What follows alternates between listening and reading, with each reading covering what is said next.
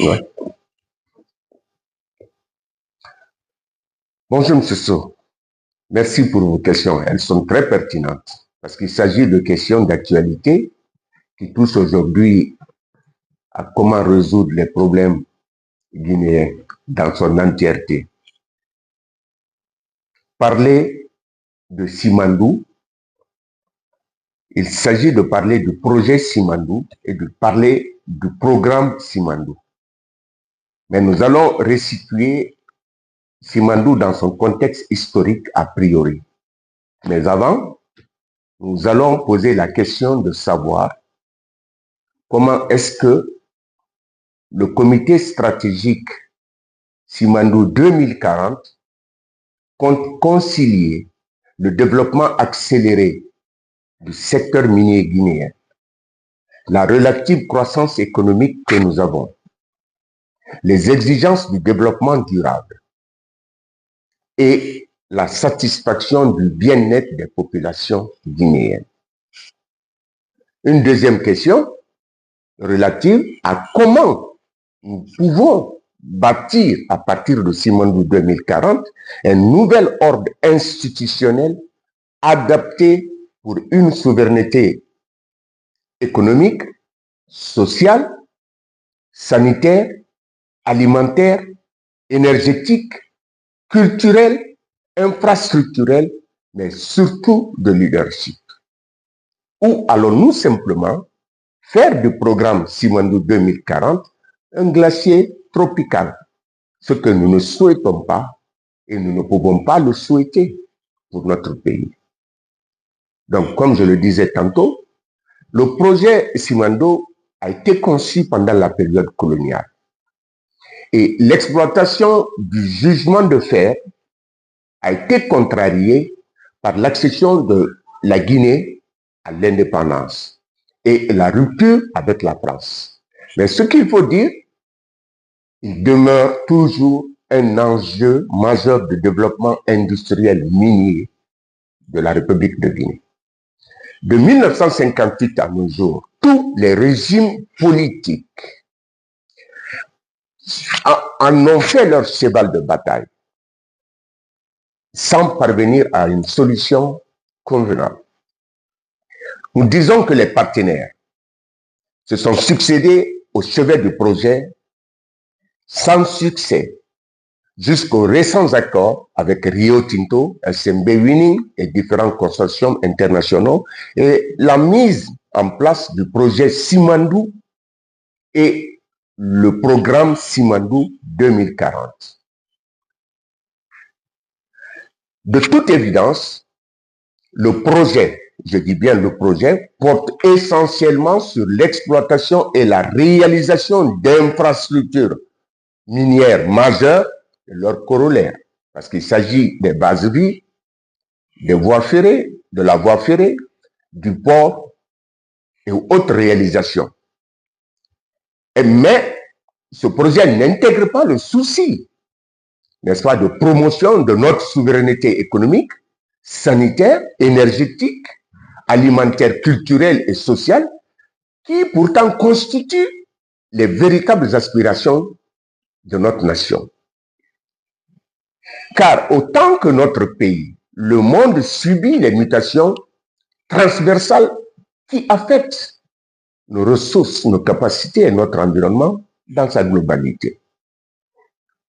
C'est pourquoi une analyse approfondie et judicieuse des causes, par exemple, des échecs irréversibles des politiques publiques appliquées aux projets et programmes en République de Guinée atteste notoirement de grosses faiblesses, aussi de gros déficits au niveau des ressources qualifiées de notre administration générale. Donc, nonobstant tous les événements historiques successifs en rapport avec Simandou, il n'est pas apparu une dynamique sincère et conséquente pour penser les mots et les modes de gouvernance qui ont caractérisé des situations de grippage dans tout l'espace socio-économique de notre pays. Je vous donnerai quelques exemples. Toutes les réformes du cadre macroéconomique et juridique et tous les efforts visant à établir une compréhension, c'est-à-dire la synergie interfonctionnelle qui était envisagée entre les efforts du gouvernement, des gouvernements successifs, je veux dire, et les autres acteurs intervenants sectoriels et les partenaires au développement dans un environnement favorable à l'emploi extensif et inclusif, n'ont réduit ni la vulnérabilité de notre économie, ni le chômage ou le sous-emploi. Les projets qui sont réalisés et qui sont en cours de réalisation relatifs aux mécanismes et outils de financement du développement local ont jusqu'ici produit des résultats en deçà des efforts et des ressources déployées en milieu rural et urbain. Ensuite, les initiatives, y compris les plus pertinentes dans le cadre de ces problématiques relatives à la pauvreté, à l'immigration, la lutte contre l'exclusion sociale, la précarité, ont constitué des réponses justes qui déroulent une approche cependant fragmentaire.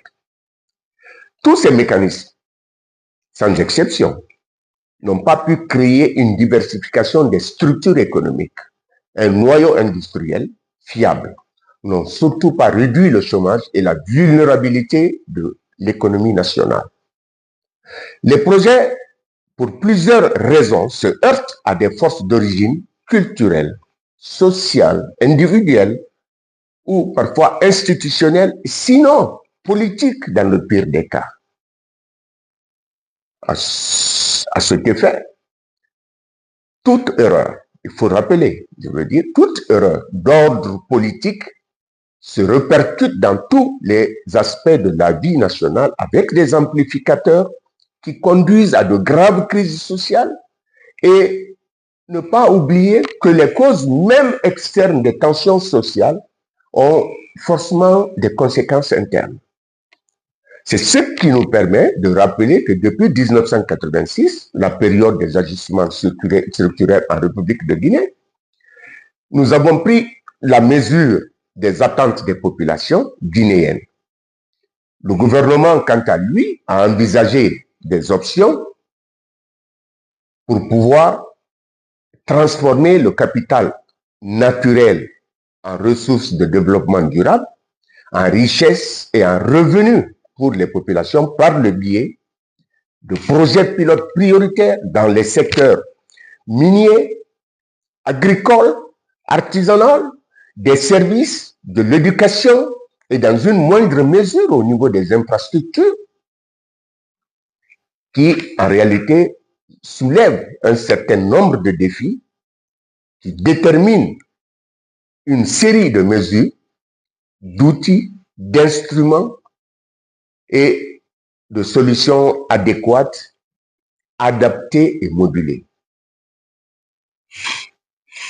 L'objectif stratégique visé par cette première option est de parvenir à un taux d'intégration nationale appréciable dans l'économie à travers le développement et la diversification du tissu industriel et économique, le développement et la diversification pratiquement, je dirais, plutôt des compétences nationales, et le développement de la chaîne d'approvisionnement par les entreprises locales qui accroissent la valeur ajoutée locale des investissements.